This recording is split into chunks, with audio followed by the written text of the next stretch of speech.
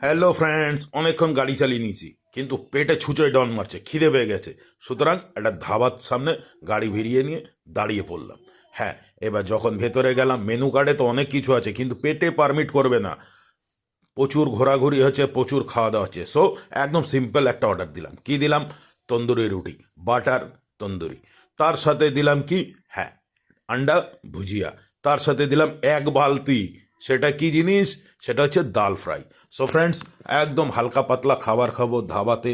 প্রচুর রিচ খাবার হয়ে যাচ্ছে কিন্তু পেট পারমিট করছে না, ঘুরে বেড়াচ্ছি। সো একটু হালকা পাতলা খেতে হবে। ডাল ফ্রাইটা দারুণ করেছিল, তার সাথে পেঁয়াজ কাঁচা লঙ্কা দিয়েছে, ডিম ভুজিয়া। সো ফ্রেন্ডস, দারুণ খেলাম, দারুণ। এটা কোথায় লোকেশনটা বলে দিচ্ছি, বহরমপুর বাইপাস ধাবা। এই ধাবার বাইরেটা অপরূপ সুন্দর, অনেকটা জায়গা নিয়ে ধাবাটা। আপনাদের দেখাবো। হ্যাঁ, দেখুন কি দুর্দান্ত লাগছে সিনারিটা, দারুণ লাগছে। এখানে প্রায় 1 ঘন্টা রেস্ট করলাম, খাওয়া দাওয়া করলাম, করে তারপরে আবার এখান থেকে রওনা দিলাম। সো তখন জানাবো bye bye Baharampur bypass dhaba. So friends, আজকে এটুকুই রাখবো, আর কিছু বলবো না। একটু লাইক শেয়ার কমেন্ট করে দেবেন। Bye bye.